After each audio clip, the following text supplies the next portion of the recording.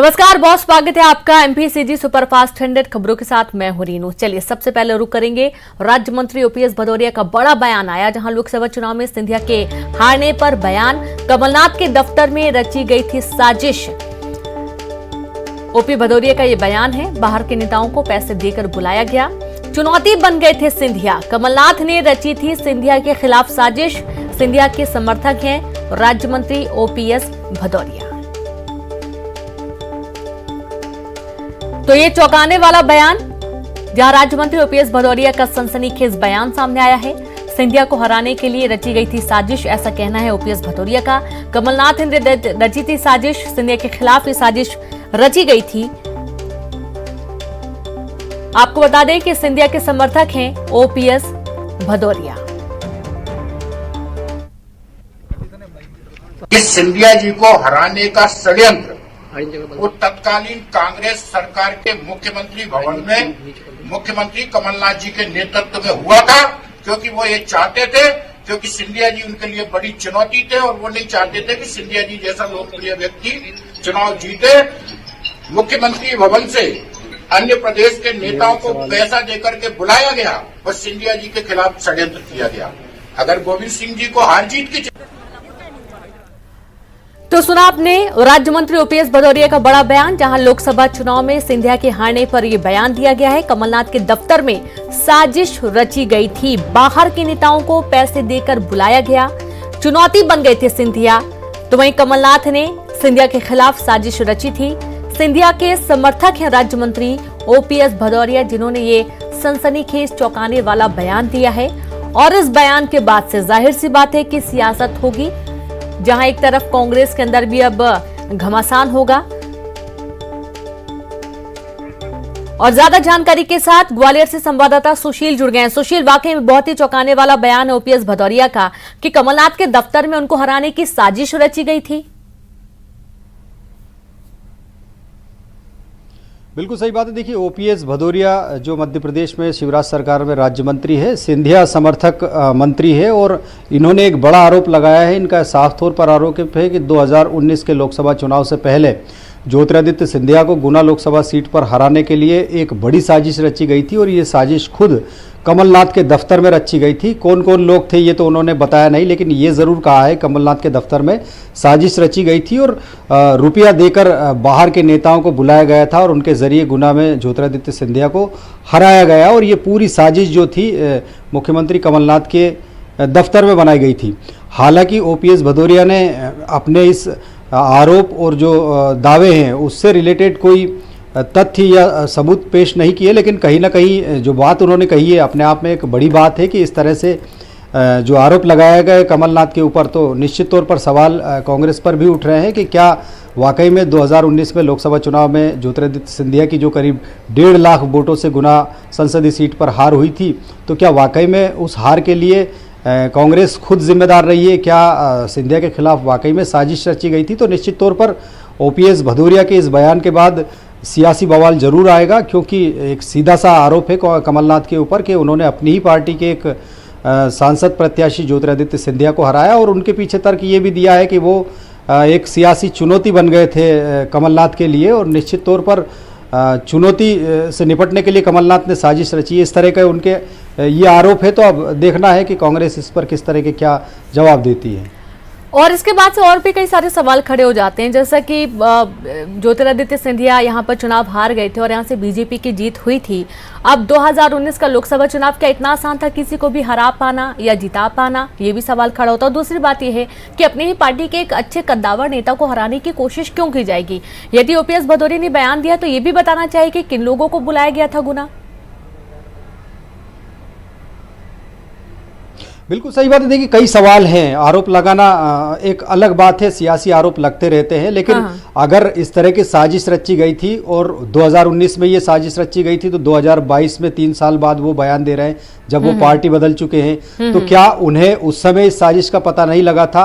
और अब अगर इस साजिश का पता लगा तो उनको किस तरह से इस साजिश का पता लगा? क्या उनके पास कोई इस तरह के तथ्य सबूत है या कोई लोग हैं कि जिन्होंने ये पुख्ता उनको सबूत दिए हैं, जानकारी दी है कि कमलनाथ के दफ्तर में इस तरह की साजिश रची गई थी। तो निश्चित तौर पर 2023 में लोकसभा और 2024 में लोकसभा और 2023 में विधानसभा चुनाव है मध्य प्रदेश में, तो निश्चित तौर पर सियासी बयान आते रहेंगे। लेकिन ये एक बड़ा आरोप है। इस तरह के आरोप लगाने के साथ साथ निश्चित तौर पर कुछ तो तथ्यात्मक सबूत सामने आना चाहिए। हालांकि उन्होंने दावा किया है कि इस तरह की साजिश रची गई थी।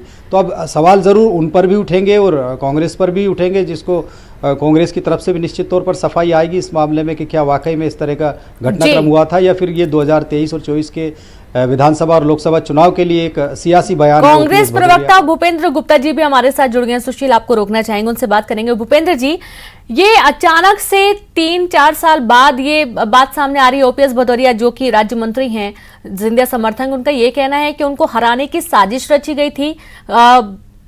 कमलनाथ के जो दफ्तर है वहां पर उनको हराने की साजिश रची गई थी। किनको हराने की? ज्योतिरादित्य सिंधिया को लोकसभा चुनाव 2019 में। ड्राइवर उनका जिसने उन्हें चुनाव हराया, तो साजिश कमलनाथ की।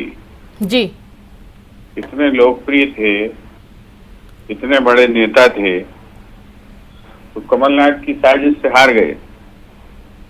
इस तरह के झूठे और बेहुदा आरोप लगाने के लिए भारतीय जनता पार्टी में ही नेता जाकर इतने झूठ और इतनी बातें कर सकते हैं। भूपेंद्र जी कहना यह भी है कि चुनौती बन गए थे सिंधिया कांग्रेस के लिए। 16 विधायक जीत के चुनौती बन गए थे। वो 16 विधायक थे उनके पास जी। और अभी जो है, अभी बीजेपी को कहना जब कांग्रेस को चुनौती बन गए थे तो बीजेपी के बेड़ा पार कर दो, तो बीजेपी को चुनाव जिता दो। जी, आप लाइन पर रहे, एक बार आपको सुनवाते भी हैं कि ओपीएस भदौरिया ने क्या कुछ कहा है। कि सिंधिया जी को हराने का षड्यंत्र वो तत्कालीन कांग्रेस सरकार के मुख्यमंत्री हुआ था, क्योंकि वो ये चाहते थे, क्योंकि सिंधिया जी उनके लिए बड़ी चुनौती थे और वो नहीं चाहते थे कि सिंधिया जी जैसा लोकप्रिय व्यक्ति चुनाव जीते।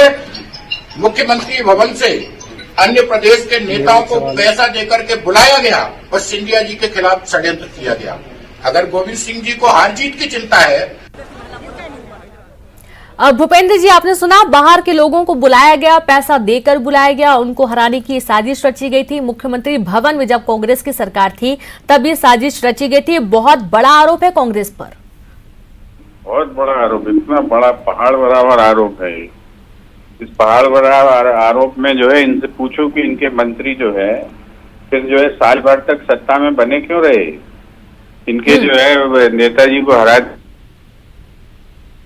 और सारे मंत्री जो है सत्ता में बैठे रहे सवा साल तक जी। तो पहाड़ बराबर आरोप है।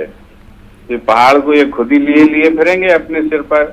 इस तरह का झूठ, इस तरह का मिथ्या और इस तरह का जो है बेहुदा बयान कोई नहीं हो सकता है। मुझे तो हैरानी है कि ये सज्जन जो है कि कैसे मंत्री बने हुए बीजेपी में। बीजेपी में अगर इस तरह की जासूसी के कांड ये खोलते रहेंगे तो बीजेपी में भी ज्यादा दिन तक मंत्री नहीं रह पाएंगे। अच्छा, और बात ये भी है कि जब इनको मालूम था कि इस तरीके की स्थिति है कि हराया गया, तो उसी वक्त जब ये सिंधिया समर्थक हैं, इतना गुणगान है, तो उसी वक्त इसका विरोध क्यों नहीं किया गया? आज अचानक से 3 साल बाद इस चीज की बात क्यों आ रही है? उसके बाद जो है सवा साल तक ये मंत्री बने रहे। लोकसभा चुनाव के बाद 1 साल चली सरकार, क्या कर रहे थे 1 साल तक? जी बिल्कुल, शुक्रिया आपका भूपेंद्र जी हमसे जुड़ने के लिए, बातचीत के लिए। और सुशील, आपका भी बहुत शुक्रिया जानकारी साझा करने के लिए। तो इस तरीके से लगातार अभी इस पर भी सियासत होनी है। जाहिर सी बात है, आरोप काफी बड़ा है और इसको लेकर कांग्रेस की और क्या कुछ प्रतिक्रियाएं होंगी ये भी आपको आगे दिखाया जाएगा। अगली खबर का रुख करेंगे, बात करेंगे दिल्ली में सीएम भूपेश बघेल ने केंद्र सरकार पर फिर से निशाना साधा। उन्होंने केंद्र सरकार से पूछा कि जब देश में कोयले की कमी नहीं है तो फिर देश भर में ट्रेनों का संचालन क्यों बंद किया गया। इसके साथ ही उन्होंने विदेशों से महंगा कोयले की आयात पर भी निशाना साधा।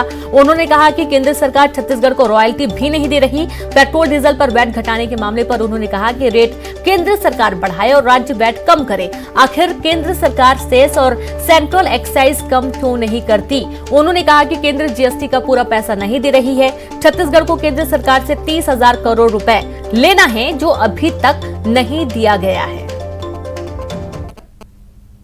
आसानी नहीं है तो फिर कमी नहीं है तो फिर ट्रेनें क्यों बंद कर दी गई। क्योंकि गुड्स ट्रेन है वो जाने के लिए ही छत्तीसगढ़ से 23 ट्रेनें रद्द कर दी गई। फिर रेल मंत्री से मैंने बात की तो 6 ट्रेन फिर शुरू किए।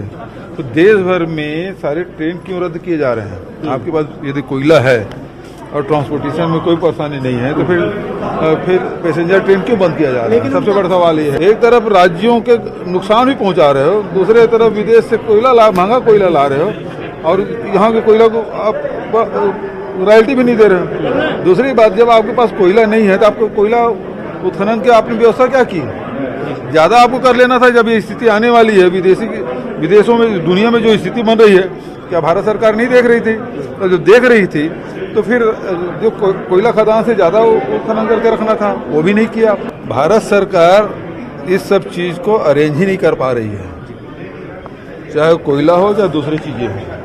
खाद की बात करें, डीएपी भी उपलब्ध नहीं करा पा रहे किसानों को और अब बिजली भी उत्पादन नहीं कर रहे हैं। अब दूसरी बात यह है कि ये तो पावर सेक्टर की बात है, जो दूसरे सेक्टर है उसमें कोयला आप पूर्ति बिल्कुल बंद कर दिए हैं। तो इससे औद्योगिक जो उत्पादन है वो प्रभावित होगा। मेरे यहाँ वेट 23% है। दूसरे राज्यों में बताइए आप कितना? नहीं, वो कह रहे हैं। मैं वही कह रहा हूँ, मेरे यहाँ 23% है, दूसरे राज्यों में बताइए। और फिर आप रसोई गैस की कीमत क्यों बढ़ रही है? सेस क्यों नहीं घटा देते भारत सरकार एक साथ? सेंट्रल एक्साइज क्यों नहीं घटा देते भारत सरकार? आप रेट बढ़ाने का काम भारत सरकार करे और वेट घटाने का काम राज्य सरकार करे। सेंट्रल एक्साइज की जो पैसा है 42% का एग्रीमेंट है, भारत सरकार ने कहा। क्या उतना मिल रहा है? क्या आप जीएसटी पूरा पैसा दे रहे हैं राज्यों को? तो अभी अकेले छत्तीसगढ़ से 30,000 करोड़ रुपए लेना है मुझे भारत सरकार से। साथ ही खबर भोपाल से, जहां पर भोज विश्वविद्यालय में आर्थिक गबन का मामला सामने आया। कुलसचिव एलएस सोलंकी ने कुलपति जयंत सोनवलकर के खिलाफ मोर्चा खोल दिया। भोज विश्वविद्यालय के कुलपति पर करोड़ों के आर्थिक गबन के आरोप लगे हैं। कुलसचिव ने आर्थिक गबन के उच्च शिक्षा मंत्री मोहन यादव को सौंपे सबूत। गबन और करोड़ों के भ्रष्टाचार की शिकायत पहुंची उच्च शिक्षा मंत्री तक, जहां कुलसचिव की शिकायत से पहले भी विवादों में घिरे रहे हैं भोज विश्वविद्यालय के कुलपति। भोज विश्वविद्यालय के कुलपति पर देवी अहिल्या विश्वविद्यालय के समय की 10 करोड़ की चल रही जांच। अब 10 करोड़ के मामले की जांच कर रही सीबीआई। 65 करोड़ की आर्थिक अनियमितता की जांच कर रहे भोपाल संभाग आयुक्त। पीएचडी में नकल करने की शिकायत की भी जांच चल रही है।